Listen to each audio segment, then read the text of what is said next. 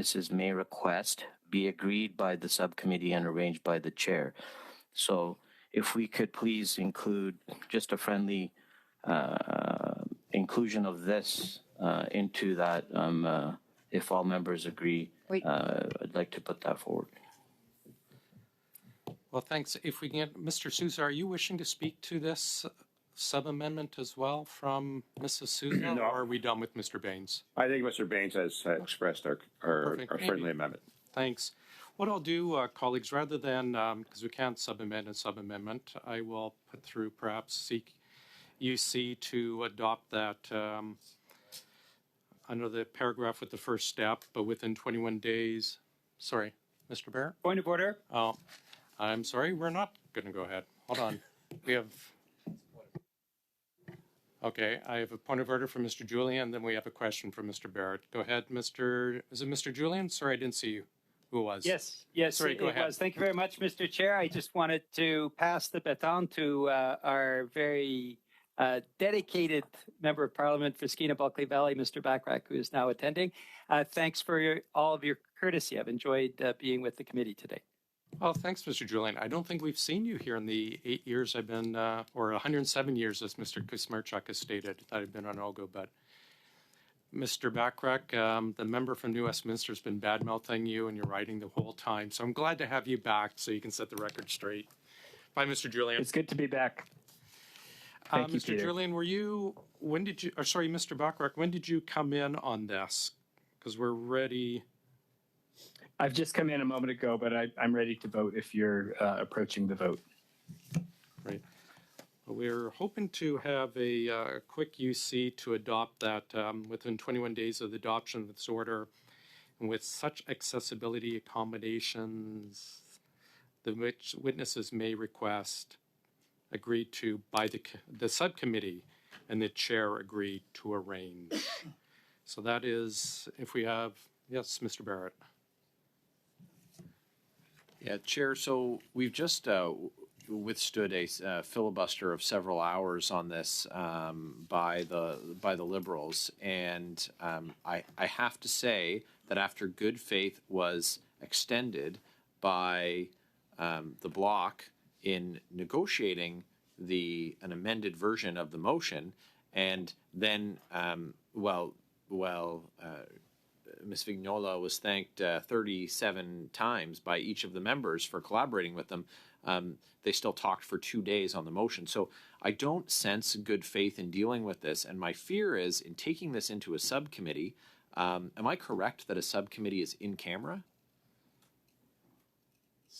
Generally, we do meet in camera. So my concern is that this goes somewhere quiet behind closed doors to die.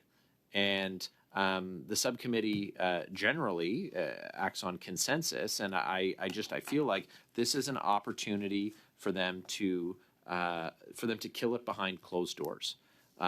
We just had Mr. Julian, who says he's in favor, but spent his time, talking about times long before many of us were elected, and probably before the last time that these powers were used by the House of Commons. So I'm a little nervous about that, but I'm quite sure that that we don't have good faith in dealing with Liberal members on taking this behind closed doors.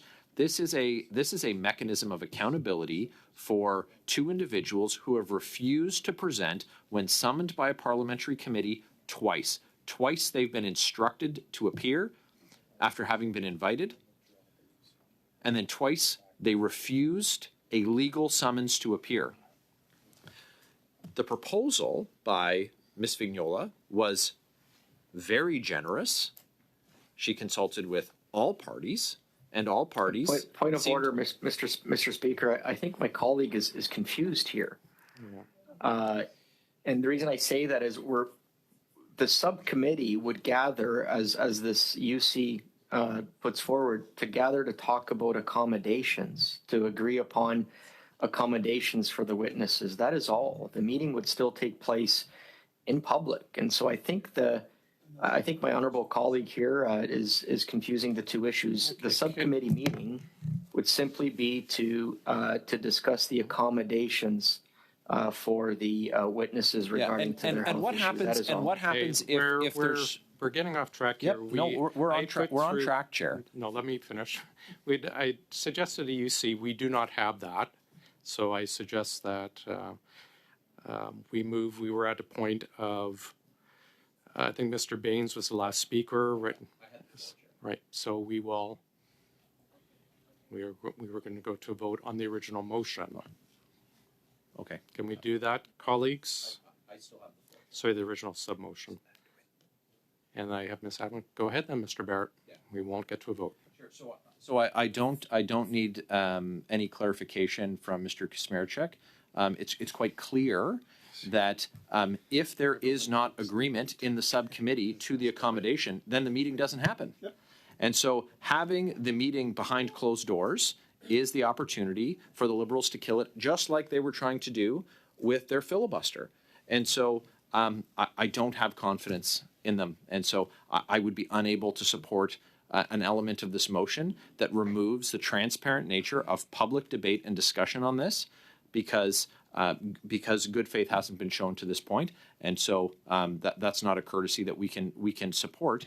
If there are discussions to have, the discussions should happen in public. If the commitment is that the committee will discuss accommodations in public, well, then there's transparency. That's something that is a different conversation to have.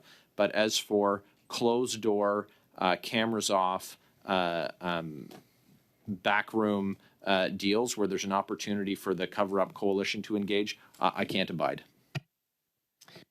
Point of order, Mr. Speaker. That is absolutely uncalled for. That snide comment at the end. We'll get you some Kleenex, Eric. Gentlemen, please. Yeah, we've shown nothing I will not but recognize anyone. We're going collaboration. to start to insult. You've shown contempt for Canadians. Mr. Barrett, please. It is unfortunate. I understand, Your Mr. behavior is Kuzmirchuk. We're unfortunate. going to move on. I think Mrs. Vignola had her hand up. No, she's fine. I had Miss Atwin had her hand up.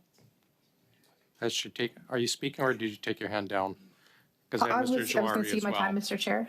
Okay, But I just wanted to mention again that to suggest the subcommittee is somehow nefarious in its responsibilities to this committee is just, it's unbelievable, but it fits with kind of the rest of the discussions that we've been having. So just, I wish Mr. Barrett would retract that statement. Okay, I won't. Mr. Barrett, please. Mr. Jouari? Thank you, Mr. Chair. So in that subcommittee, what we will be discussing is, in a very open way, the health situation, which we are not allowed to discuss, the implication of those health situation, the testimony that we want to hear from the healthcare, the implication and the safeguards and the potential threat to safety and security of involved. Those are not, we are not allowed to talk about it publicly. For us to come back and make the accommodation, we need to talk about those. We cannot talk about those in public.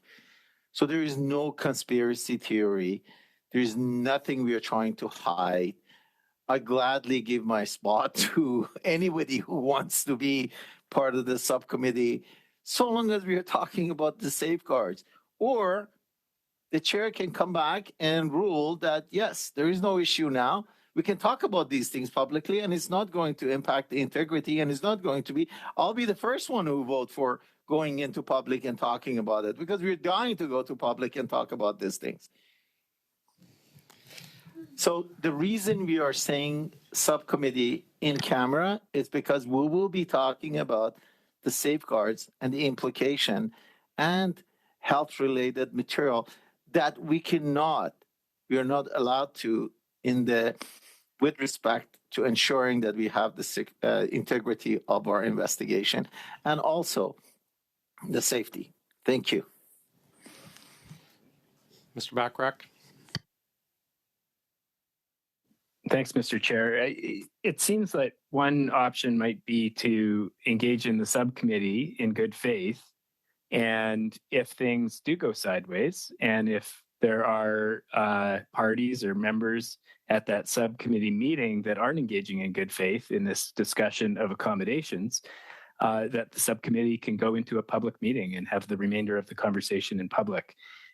We do have that option at any time, to my understanding. It's not a debatable motion and is in order at any time. So perhaps that would strike a balance. It seems like there's a lack of trust, and I think some of that is probably warranted given some of the games that we've seen played by different sides of the table. Certainly our intention is to get through this and to have the witnesses testify and to get answers for Canadians. And if this conversation about accommodations, I do think it has merit as an in-camera conversation given the sensitivity of the personal situation. But if people show up and play politics, a motion to go in public is always in order, and I would be happy to make that motion. That's all. Okay. Well, we're still debating Ms. Vignola's sub-amendment. Mr. Kuzmierczuk? Yeah, thank you, Mr. Chair. I just wanted to say that for those that are watching sort of at home, what oftentimes happens in committees is while discussions are taking place, while an MP has the floor and is speaking and opining and on various issues, there are discussions that take place between staff members of the various parties and negotiating and discussing what could be a path forward, especially if there appears to be a Gordian knot that we're trying to undo.